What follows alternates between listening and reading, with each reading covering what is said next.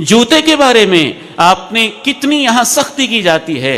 نماز جنازہ ہے، دسمبر کا مہینہ ہے، جنوری کا مہینہ ہے، ایک تو یہ سختی مجال ہے کہ مسجد میں لانے کی اجازت دیں، اس کو باہر کھڑا کر دیا. اپریل مئی کے مہینے میں دھوپ میں کھڑا کر دیا، دسمبر جنوری کے مہینے میں ٹھٹھرتے ہوئے میدان کے اندر کھڑا کر دیا. حالانکہ اللہ کے رسول صلی اللہ علیہ وسلم نے جناب سہل اور سہیل پہ صحیح مسلم کی حدیث کے مطابق مسجد کے اندر ہی نماز جنازہ ادا کی تھی. عام حالات میں گراؤنڈ ہونا چاہیے، یہ سنت ہے، یہ افضل ہے، یہ بہتر ہے. لیکن اگر کوئی مناسب جگہ اویلیبل نہیں ہے تو اتنی سختی کرنا کہ نہیں مسجد میں جنازہ ہو ہی نہیں سکتا ہے. اور نعوذ باللہ وہ مسلمان جو پوری زندگی جس کے سینے میں قرآن رہا ہے، آج وہ فوت ہوا ہے تو فوت ہوتے ہی ناپاک ہو گیا ہے، اس کو مسجد میں لانا بھی منع ہو گیا ہے. اس طرح کی سختی بھی نہیں. پھر گراؤنڈ میں کھڑے ہو گئے تو یہ جوتے اتار دیں. اور عام بندے بھی ایک دوسرے کو کہہ رہے ہوتے ہیں جوتا اتار دیں جی، جوتا اتار دیں جی، جوتا اتار دیں. کوئی تفصیل نہیں. یہ سابقہ امتوں کے اوپر سختی تھی، یہودیوں کے اوپر بالخصوص، کہ وہ جوتے سمیت نماز نہیں پڑھ سکتے تھے.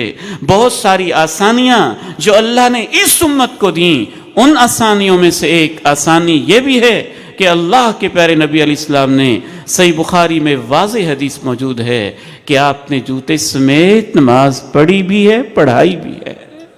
آپ علیہ السلام نے ارشاد فرمایا اگر تم نے جوتا پہنا ہو تو دیکھے اگر اس کے جوتے میں ناپاکی موجود ہے تو اس کو اتار دے یا اس کو صاف کر دے، اور پھر اس جوتے کے اندر صاف ہو گیا ہے تو پھر اس کے اندر نماز پڑھ لے. ہم یہ فرق بھی نہیں سمجھتے کہ پلیدی اور چیز ہوتی ہے اور ویسے کوئی گندگی لگ جانا، مٹی لگ جانا اور چیز ہوتی ہے. جوتے کے نیچے کیچڑ لگا ہوا ہے، مٹی لگی ہوئی ہے تو آپ نماز پڑھ سکتے ہیں. مٹی تو خود پاک کرنے والی ہے. ہاں البتہ اگر آپ کے جوتے کے اندر غلاظت لگی ہوئی ہے، پلیدی لگی ہوئی ہے، پخانہ لگا ہوا ہے تو پھر آپ کو اتارنا پڑے گا. اصل چیز تو اس کا نجاست سے پاک ہونا ہے، پلیدگی سے پاک ہونا ہے. تو آپ علیہ السلام کی تعلیمات کے مطابق جوتے سمیت نہ صرف یہ کہ آپ نے نماز پڑھنے کی اجازت دی، بلکہ سنن نبی داؤد میں آپ نے اپنے صحابہ سے کہا تم جوتے سمیت نماز پڑھ لیا کرو. یہودی لوگ اپنے جوتوں میں نماز پڑھنا منع سمجھتے ہیں، یہ ان کی خصلت یا ان کی عادت ہے. یہ کوئی اختلافی مسئلہ ہے ہی نہیں، ہم نے اپنی طرف سے سختی کی ہوئی ہے. میں نے ایک جنازہ پڑھایا، ایک مولانا صاحب بعد میں بڑی اونچی آواز سے اللہ نے آپ کو اتنا علم دیا اور آپ نے جوتے سمیت نماز پڑھا دی. میں نے کہا اللہ کے پیارے نبی سے پیارے بھائی جان ثابت ہے، آپ نے پڑھائی ہے، آپ نے اجازت دی ہے، دین میں رخصت موجود ہے. اس کا جواب سنیے، تشدد مزاج لوگوں کا جواب. کہتا ہے تمہارا جوتا اور اللہ کے نبی کا جوتا ایک جیسا ہو گیا. اپنی طرف سے وہ منطق نکالیں گے، وہ من گھڑت جواب دیں گے، وہ فلسفہ پیش کریں گے کہ اللہ کے نبی کی حدیث موجود ہے. آپ نے اپنی امت سے بھی کہا سنن نبی داؤد میں کہ تم جوتے میں نماز پڑھ سکتے ہو. پھر وہ کہیں گے کہ پھر مسجد میں بھی جوتے سمیت پڑھا کرو. تو مسجد میں جو نہیں پڑھتے تو اس کی وجہ یہ قالین ہوتے ہیں، ان کی صفائی کا خیال رکھنا ہوتا ہے.